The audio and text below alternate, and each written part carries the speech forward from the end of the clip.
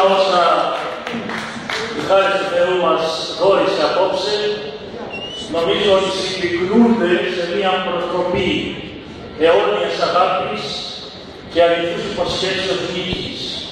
Είναι ο λόγος του ο Κύριος μας από την οριακή Αποκάλυψη.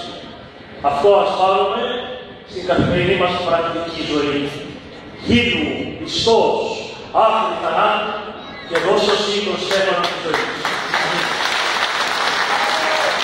Αυτά είναι το τεχνικό μας σήμερα και να ευχαριστούμε για την Θεού.